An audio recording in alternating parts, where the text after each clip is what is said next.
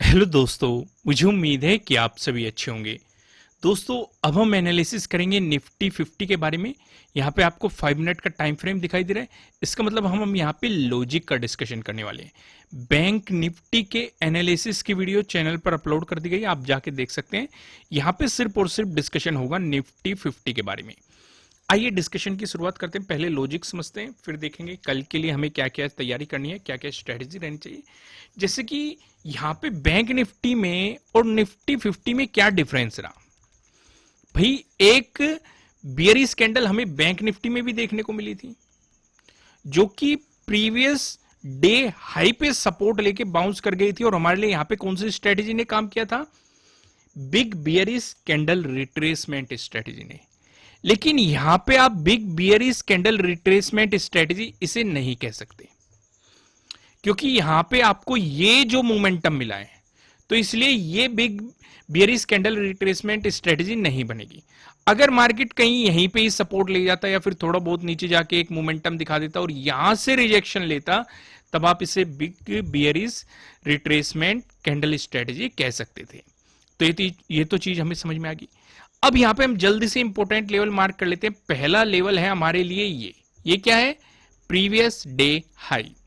दूसरा लेवल है ये क्या है? Previous day closing. तीसरा लेवल है ये, जो क्या है? प्रीवियस डे लो। ये काफी अच्छा बेहतरीन मोमेंटम बना था, कल के लॉजिक में आपने देखा होगा। यहाँ पे आपको बुलिश पिन बार कैंडल दिखाई दे रही है, काफी बेहतरीन एक मोमेंटम था। उम्मीद है आपने इस चीज को समझा होगा। तो यहां पे हमें क्या सिचुएशन नजर आ रही है?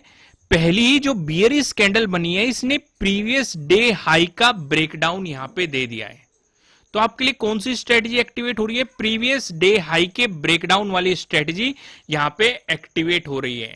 ये सिचुएशन आपको यहां पे दिखाई दे रही है। तो सवाल ये उठता है, क्या हम एंट्री लेंगे? नहीं भाई, यहां पे हमारी दो दो स्ट्रेटजी एक्टिवेट हो रही है। एक तो आप देखेंगे प्रीवियस डे हाई का ब्रेकडाउन मिल रहा है, साथ ही साथ जो पहली बियरिश कैंडल बन रही है, मार्केट उससे नीचे जा रहा है, ये भी हम देख रहे हैं। लेकिन हम क्या देख रहे हैं कि एक सपोर्ट काफी नजदीक बैठा हुआ है, प्रीवियस डे क्लोजिंग। भाई हो सकता है ये एक सपोर्ट की तरह एक्ट करे, और दूसरी कैंडल पे अगर आप ध्यान देंगे, इस पे ही सपोर्ट लेके ऊपर की तरफ मोमेंटम भी दिखाया है। यानी कि एक प्राइस एक्शन बनाने की कोशिश कर रहा है मार्केट, और जैसे ही मार्केट ने आपको इसका ब्रेकडाउन दिया, आपके लिए यहां पे एक एंट्री क्रिएट होती है। ये सिचुएशन समझ में आ गई। अब यहां पे एंट्री देखो, फिर वही बात आती है, या तो आप स्कैल्पिंग करो, या नजदीकी सपोर्ट रेजिस्टेंस को देखो ध्यान से। अगर आप ऑब्जर्व करेंगे, मैं इस वाले जोन में आपको ये मोमेंटम दिखाता हूं, तभी आप समझ पाएंगे। एक रेक्टेंगल लेते हैं हम यहां से, इसे ड्रॉ करके दिखाता हूं मैं आपको।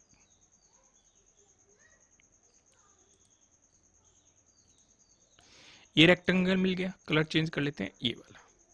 दरअसल ये रेक्टेंगल मैंने क्यों ड्रॉ किया है, यहां पे देखो 8 को आपको रिजेक्शन देखने को मिला, 9th को देखो मार्केट यहीं पे ही सपोर्ट लेके बाउंस कर गया, या फिर आप ये भी कह सकते हैं प्रीवियस डे हाई पे मार्केट सपोर्ट लेके बाउंस कर गया।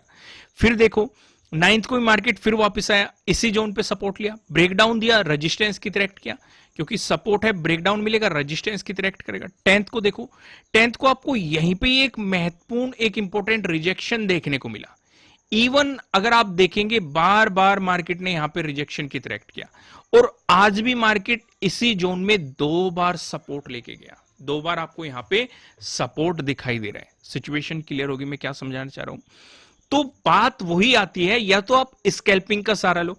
अगर मान के चलो यहां पे एक इंपॉर्टेंट सपोर्ट जोन है, आपकी यहां पे एंट्री क्रिएट हो रही है, मार्केट ने ब्रेकडाउन दिया, आपको एंट्री क्रिएट हो रही है।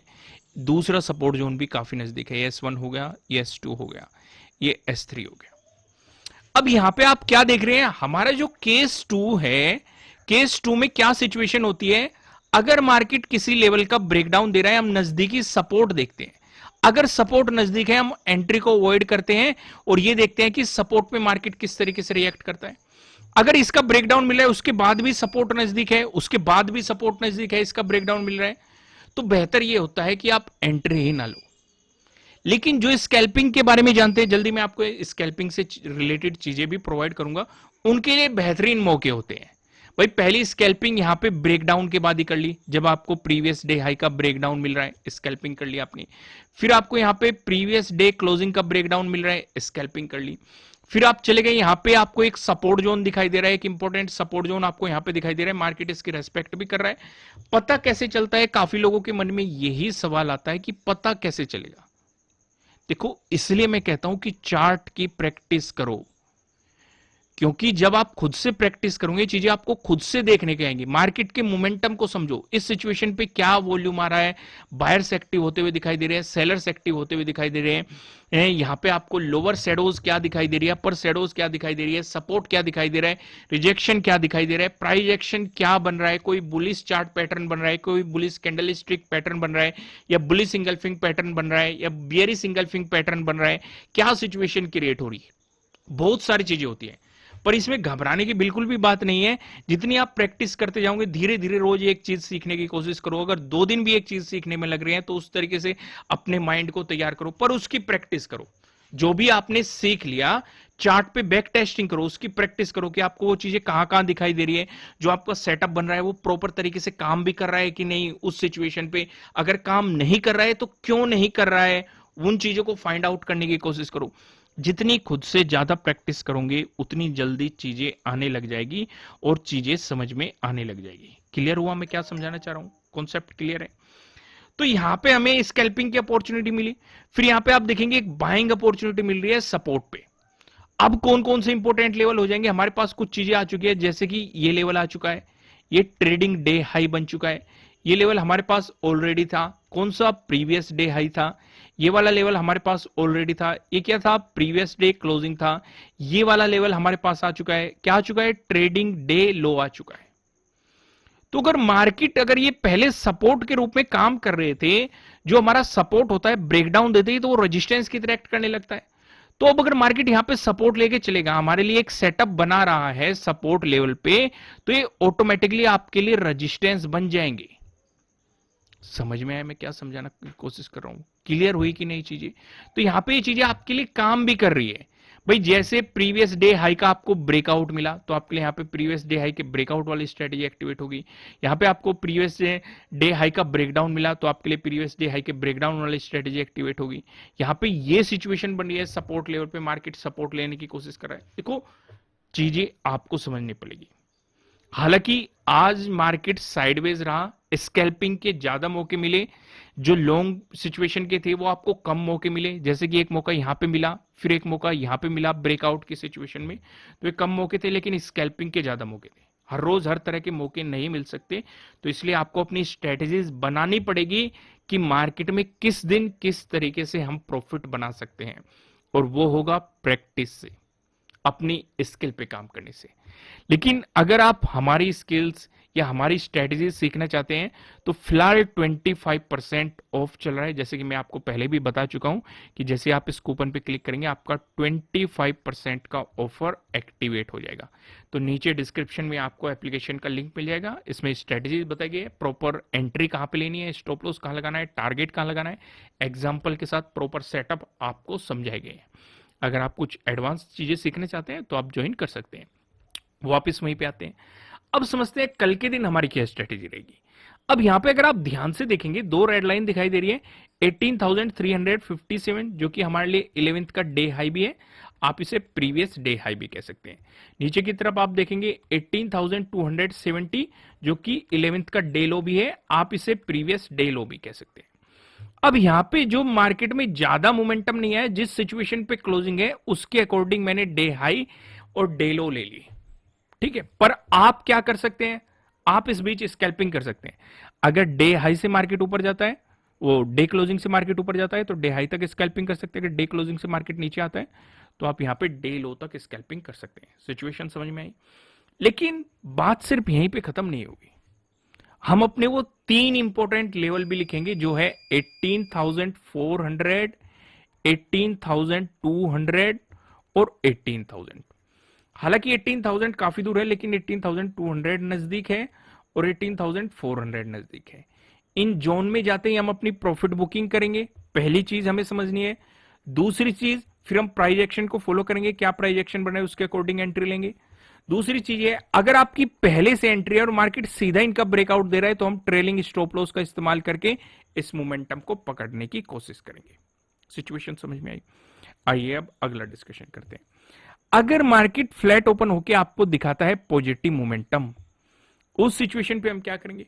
उस सिचुएशन पे या तो हम एक स्कैल्पिंग कर लेंगे, अगर डे क्लोज से मार्केट ऊपर चलता है डे हाई तक कर लेंगे। जैसे डे हाई का ब्रेकआउट देगा तो हमारे लिए प्रीवियस डे हाई के ब्रेकआउट वाली स्ट्रेटजी एक्टिवेट होगी।